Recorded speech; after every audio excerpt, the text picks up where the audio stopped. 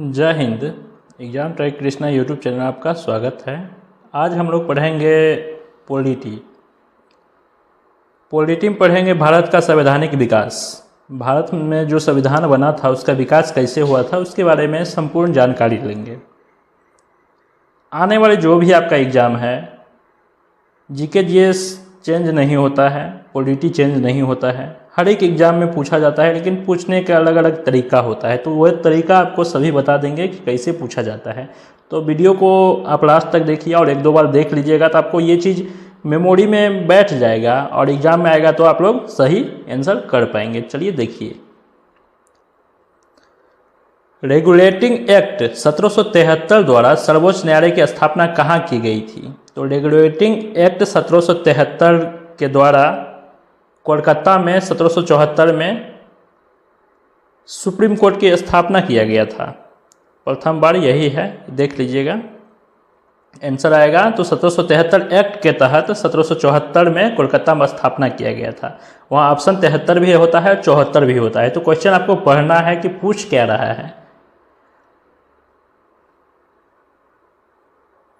भारत के प्रशासन में भाग लेने का अधिकार किस एक्ट के द्वारा मिला था? तो ये चार्टर एक्ट 1833। चार्टर एक्ट 1833 के तहत भारतीय को प्रशासन में भाग लेने को मिला था।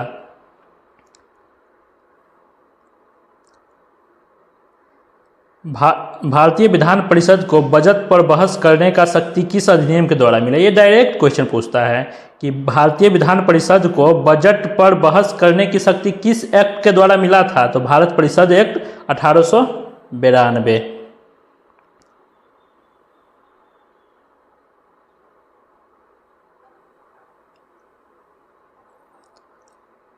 केंद्रीय विधानमंडल सर्वप्रथम किस अधिनियम के द्वारा द्विसदनीय बनाया गया था? तो द्विसदनीय बनाया गया था 1919 के तहत। कब बनाया गया था? 1919 भारत शासन अधिनियम।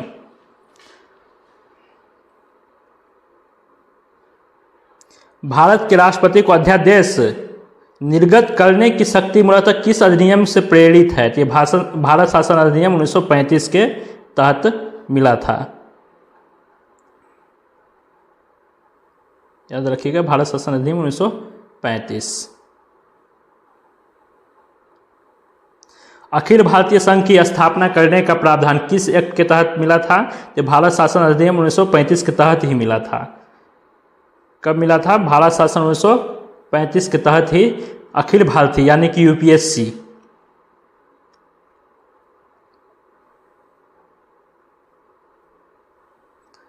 भारत के संविधान में केंद्र और राज्य के मध्य किया गया शक्तियों का विभाजन भारत सरकार अधिनियम 1935 पर ही आधारित है। जो कि भारत में केंद्र और राज्य का विभाजन जो किया गया है वो भारत शासन अधिनियम 1935 के तहत ही आता है। एक निर्वाचित संविधान सभा द्वारा भारत के संविधान का निर्माण करने का प्रस्ताव किसके द्वारा दिया गया था? ये क्वेश्चन पूछता है कि भारतीय संविधान का निर्माण करने का प्रस्ताव कौन दिया था? ये क्रिप्स मिशन द्वारा दिया गया था। भारतीय संविधान सभा का गठन किसके अंतर्गत किया जाता है? तो ये कैबिनेट मिशन के। ये क्वेश्चन ऐसा भी पूछता है कि भारतीय संविधान सभा का गठन कैसे हुआ था? तो ऑप्शन वाई रहेगा, तो कैबिनेट मिशन रहेगा 1946। ये भी पूछता है कैबिनेट मिशन कब आया था? तो 1946 में आया था। कैबिनेट मिशन द्वारा प्रस्तुत योजना के अनुसार संविधान सभा में प्रांतों से प्रतिनिधित्व का निर्वाचन किस अनुपात में किया गया था? जैसे कि हम लोग एमपी चुनते हैं तो वो वही पूछ रहा है कि कितने जनसंख्या पे एक एमपी को चुनना था? तो ये 10 लाख था उस समय 1971 के अनुसार। 1971 के अनुसार अभी भी चल रहा है कि 10 लाख जनसंख्या पर एक क्या होगा? एमपी यानी कि सांसद चुना जाएगा। भारतीय संविधान का निर्माण करने वाली संविधान सभा का सदस्यों का चुनाव किसके द्वारा किया जाता है? विभिन्न प्रांतों के विधान सभाओं द्वारा किया जाता है। ये कह रहा है क्वेश्चन कि भारतीय संविधान का निर्माण करने वाली संविधान सभा के सदस्यों का चुनाव किसके द्वारा किया गया था? वो जो संविधान का निर्माण करने के लिए संविधान सभा जो सदस्य था वो किसके द्वारा चुना गया था? ये विधानसभाओं के द्वारा चुना गया था। जो एमएलए चुनाए थे वो चुने थे इसको। अब देखिए क्वेश्चन डायरेक्ट भी पूछ देता है कि रेगुलेटिंग एक्ट कब आया था। Regulating act 1973, Pitt's India act 1773, 1784 Pitt's India act, charter act 1793, charter act 1813। इसमें एक्ट को पहचानिएगा कि एक्ट कौन सा है, भारत शासन अधिनियम कौन सा है। ये जो एक्ट था ईस्ट इंडिया कंपनी के अंतर्गत आता था और जो भारत शासन अधिनियम था ब्रिटिश क्राउन के अंतर्गत आता था। ये ध्यान रखिएगा कि एक्ट जो है ईस्ट इंडिया कंपनी के अंतर्गत आता था और ब्रिटिश क्राउन के अंतर्गत भारत शासन अधिनियम आता था। केंद्र में द्वैध शासन व्यवस्था किस अधिनियम के द्वारा लागू किया गया था। ये ध्यान रखिएगा कि केंद्र में द्वैध शासन का व्यवस्था 1935 के तहत, भारत शासन अधिनियम 1935 के तहत, और बोल देगा कि प्रांत में तो 1919 के तहत, भारत शासन अधिनियम 1919 के तहत प्रांत में, और केंद्र में भारत शासन अधिनियम 1935 के तहत लागू हुआ था। भारत शासन अधिनियम 1935 की समीक्षा करने के लिए 1927 में साइमन कमीशन का गठन हुआ था। इसी साइमन कमीशन के विरोध में लाला लाजपत राय का मृत्यु हो गया था। देखिए जब संविधान सभा का गठन हुआ था उस समय अंतरिम सरकार का गठन किया गया था। उसका सदस्य कौन कौन थे, तो अंतरिम सरकार जब बना था उसका सदस्य जवाहरलाल नेहरू राष्ट्रमंडल संबंधी विदेशी मामला, यानी राष्ट्रमंडल का और विदेशी मामला दोनों का धारित विभाग इनको मिला गया था। जवाहरलाल नेहरू को राष्ट्रमंडल मिला था और विदेशी मामला मिला था। ये क्वेश्चन बहुत कम पूछता है। तो ये गृह एवं सूचना प्रसारण मंत्री सरदार वल्लभ भाई पटेल को मिला था। ये चीज़ ध्यान रखिएगा। ये पूछता है डॉक्टर राजेंद्र प्रसाद प्रथम, ये पूछता है खाद्य एवं कृषि मंत्री डॉक्टर राजेंद्र प्रसाद थे। उद्योग एवं नागरिक मंत्री जॉन मथाई, श्रम मंत्री जगजीवन राम, रक्षा मंत्री प्रथम बार बनाया गया था सरदार बलदेव सिंह को, लियाकत अली को वित्त मंत्री बनाया गया था, श्री राजगोपालाचारी को शिक्षा मंत्री बनाया गया था। ये सभी चीज़ आप एक दो बार सुन लेंगे ना तो याद आ जाएगा। भारत की संविधान सभा की बैठक प्रथम बार कब हुआ था।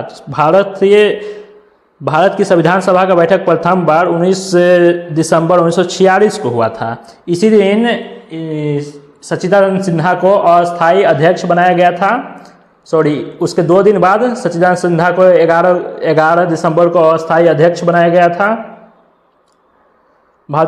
और राजेंद्र प्रसाद को फिर अस्थायी अध्यक्ष चुन लिया गया। तो एग्जाम में पूछा जाता है कि भारतीय संविधान सभा के प्रथम अध्यक्ष कौन थे, तो वो सच्चिदानंद सिन्हा ही आंसर दीजिएगा। अस्थायी या अस्थायी ना रहे तब, यदि अस्थायी रहेगा तो राजेंद्र प्रसाद, अस्थायी वैसे पूछेगा नहीं, लेकिन पूछ देगा कि प्रथम अध्यक्ष कौन थे तो सच्चिदानंद सिन्हा होगा। बाद में ना अस्थायी अध्यक्ष राजेंद्र प्रसाद को बनाया गया था, लेकिन पहले तो सच्चिदानंद सिन्हा ही बने थे। भारतीय संविधान का प्रथम प्रारूप सर BN राव द्वारा तैयार किया गया था। जो भारतीय संविधान थे उसका प्रारूप BN राव द्वारा तैयार किया गया था।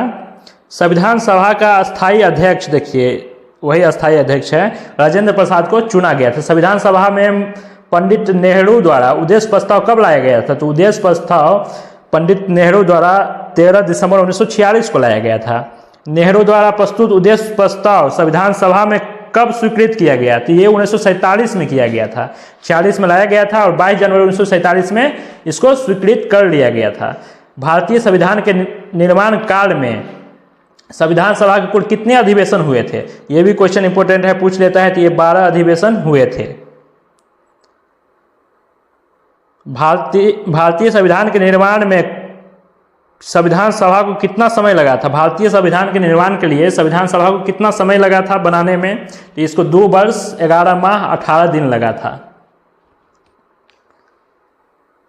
भारतीय संविधान सभा के संवैधानिक सलाहकार कौन थे, तो BN राव। ये सब डायरेक्ट क्वेश्चन पूछता है कि भारतीय संविधान सभा के संवैधानिक सलाहकार कौन थे, तो BN राव थे। भारत की संविधान सभा के वर्तमान रूप में राष्ट्रीय ध्वज को कब स्वीकार किया गया। जो अभी राष्ट्रीय ध्वज में तिरंगा है, जिसमें बीच में अशोक ये लगाया गया है 24 तिल्ली वाला, वो उसको कब अपनाया गया था, तो 22 जुलाई 1947 को अपनाया गया था, जो कि अभी तक चल रहा है। 2000 से सभी पब्लिक के लिए खुल गया था, नहीं तो 2000 से पहले ये कुछ विशेष स्थल के लिए, कुछ विशेष व्यक्ति के लिए ही ये झंडा था कि फहरा सकते थे, लेकिन 2000 के बाद हम सभी लोग क्या करते हैं, अपना झंडा फहराते हैं। तिरंगा को 15 अगस्त 26 जनवरी को फहराते हैं, 2000 से पहले नहीं फहरा सकते थे। संविधान सभा की प्रथम बैठक की अध्यक्षता डॉक्टर सच्चिदानंद सिन्हा ने की थी।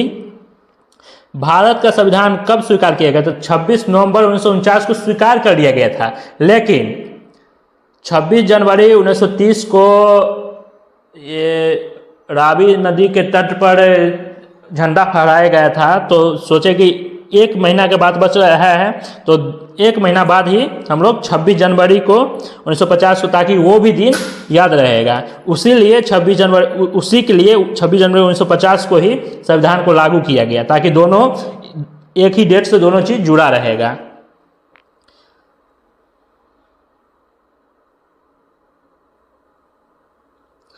26 नवंबर 1949 को भारतीय संविधान किसके द्वारा अधिनियमित किया गया था? तो संविधान सभा द्वारा इसको लागू किया गया था। जनगण मन को भारत के राष्ट्रगान के रूप में कब अपनाया गया था? 24 जनवरी 1950 को जनगण मन को अपनाया गया था। भारत सरकार द्वारा अशोक स्तंभ को राष्ट्रीय चिन्ह के रूप में अंगीकृत किया गया 26 जनवरी 1950 को। जो राष्ट्रीय चिन्ह हम लोग का है अशोक स्तंभ, उसको कब अंगीकृत किया गया था? 26 जनवरी 1950 को किया गया था, याद रखिएगा। संविधान सभा की सलाहकार समिति के अध्यक्ष कौन थे? सलाहकार समिति के अध्यक्ष सरदार वल्लभ भाई पटेल थे। संविधान सभा की झंडा समिति के अध्यक्ष कौन थे? तो राजेंद्र प्रसाद, लेकिन रिसेंट में दिया है जेबी कृपलानी, जो कि गलत है, राजेंद्र प्रसाद ही होगा। ऑप्शन आएगा तो राजेंद्र प्रसाद ही लगाना है। संघ, देखिए जो प्रमुख समितियां, ये संविधान लागू होने के बाद है, प्रमुख समितियां एवं उनके अध्यक्ष। संघ शक्ति समिति, संघ शक्ति समिति के कौन थे? पंडित जवाहरलाल नेहरू। संघीय संविधान समिति के भी पंडित जवाहरलाल नेहरू। जब ये संघीय आएगा तो पंडित जवाहरलाल नेहरू लगाना है। प्रांतीय का सरदार वल्लभ भाई पटेल। प्रारूप समिति का बी आर अम्बेडकर। मौलिक अधिकार अल्पसंख्यक संबंधी जो परामर्श होता था वो लिया जाता था सरदार वल्लभ भाई पटेल से। प्रक्रिया नियमन समिति राजेंद्र प्रसाद। राज्योक्रिय समिति पंडित जवाहरलाल नेहरू। संचालन समिति का जवाहरलाल नेहरू, राजेंद्र प्रसाद, ध्यान रखिएगा। संविधान सभा के बारे में हम लोग कुछ पढ़ रहे थे, जो ऊपर पढ़े हैं उसी के बारे में नीचे से विस्तारित किया गया है। 9 दिसंबर 1946 को संविधान सभा की प्रथम बैठक हुई, जिसमें डॉक्टर सच्चिदानंद सिन्हा को अस्थायी अध्यक्ष तथा 11 दिसंबर 1946 को डॉक्टर राजेंद्र प्रसाद को अस्थायी अध्यक्ष चुना गया, जो कि पीछे हम बताए हैं। संविधान निर्माण का प्रारंभ 13 दिसंबर 1946 को पंडित जवाहरलाल नेहरू के द्वारा प्रस्तुत उद्देश्य प्रस्ताव, जिसमें लिखा है कि हम भारत के लोग भारत को प्रमुख संपन्न बनाने, वो आगे आपको बता देंगे, उद्देश्य प्रस्ताव से हुआ है, जिसे 22 जनवरी 1947 को सर्वसम्मति से स्वीकार कर लिया गया। 26 नवंबर 1949 को भारतीय संविधान अंगीकृत किया गया, जबकि 26 जनवरी 1950 को पूर्णतः लागू कर दिया गया। तो ध्यान रखना है कि देगा संविधान को कब लागू किया गया? तो 26 जनवरी 1950 को। और एक ऑप्शन, उसमें पहला ऑप्शन आपको यही 26 नवंबर 1949 को मिलेगा, तो वो नहीं लगाना है। आपको पूर्ण रूप से ये लागू हुआ था 26 जनवरी 1950 को। ये चीज को ध्यान रखिए, क्योंकि ये गलत होने वाला क्वेश्चन है। संविधान सभा के कार्यों से संबंधित समिति के अध्यक्ष जीवी मालवंकर थे। डॉक्टर बी आर अम्बेडकर की अध्यक्षता में संविधान सभा की प्रारूप समिति के 6 सदस्य A N Gopalaswamy Iyengar, doctor के मुंशी, बी एम मित्रा के बाद इसके स्थान पर माधवा राव आए थे। बी एम मित्रा मर गए थे, उसके स्थान पर माधवा राव को लाया गया था। अलादी कृष्णा अय्यर, सैयद मोहम्मद सादुल्ला तथा डीपी खेतान। बाद में टीटी कृष्णाचारी थे। इसके सैयद मोहम्मद सादुल्ला की जगह टीटी कृष्णमाचारी आए थे। संविधान सभा ने डॉक्टर बी आर अम्बेडकर की अध्यक्षता में प्रारूप समिति का गठन किया। 29 अगस्त 1947 को संविधान सभा ने डॉक्टर बी आर अम्बेडकर की अध्यक्षता में प्रारूप समिति का गठन, ऐसे क्वेश्चन पूछेगा कि प्रारूप समिति का गठन कब हुआ था? तो 29 अगस्त 1947 को हुआ था। डॉक्टर बी आर अम्बेडकर का संविधान सभा में निर्वाचन किस प्रेसिडेंसी से हुआ था? यह बम्बई प्रेसिडेंसी से निर्वाचन हुआ था बी आर अम्बेडकर का, लेकिन बम्बई प्रेसिडेंसी का कुछ हिस्सा बंगाल प्रेसिडेंसी से पहले इनका निर्वाचन बंगाल प्रेसिडेंसी से हुआ था, लेकिन बंगाल का हिस्सा बांग्लादेश में चले जाने के कारण ये बम्बई प्रेसिडेंसी से मतलब ये यदि क्वेश्चन कहेगा कि प्रथम बार बी आर अम्बेडकर का संविधान सभा में निर्वाचन कहाँ से हुआ था? तो वो बंगाल से हुआ था, लेकिन वो कहाँ से थे? तो बम्बई प्रेसिडेंसी से चुने गए थे बाद में। भारत का संविधान मूलतः 2 भाषाओं हिंदी अंग्रेजी ये दिया गया है। इतना पढ़ा दिए हैं, फिर आगे आपको पढ़ा देंगे, देखिएगा, बताइए, कमेंट्स करिएगा कैसा आपको लगा। आगे और सुधार, देखिए कोई भी चीज़ शुरुआत किया जाता है तो थोड़ा दिक्कत होता है, वही चीज़ धीरे धीरे, कोई भी टीचर हो, धीरे धीरे सभी चीज़ ठीक हो जाता है। तो आप लोग कमेंट्स में ज़रूर बताइएगा कि आपको कैसे वीडियो लगा। वैसे डिजिटल बोर्ड आने ही वाला है, जितना जल्द आ जाता है उस पर क्लास स्टार्ट होगा। लेकिन जो चीज़ हम पढ़ाएंगे वो चीज़ एकदम कंठस्थ, एकदम दिल दिमाग लगा के, क्योंकि सिलेबस के अनुसार जो भी आपका आगामी एग्जाम है, बिहार पुलिस कांस्टेबल, दरोगा, ड्राइवर, सभी के लिए ही पढ़ा रहे हैं। तो इसको आप लोग कमेंट्स में ज़रूर बताइएगा कैसा लगा। आगे और सुधार करने की कोशिश करेंगे। ये पहला क्लास था, आप लोग सब्सक्राइब कर लीजिए जो भी भाई आपका तैयारी कर रहे हैं। चलिए इतना ही, जय हिंद, जय भारत।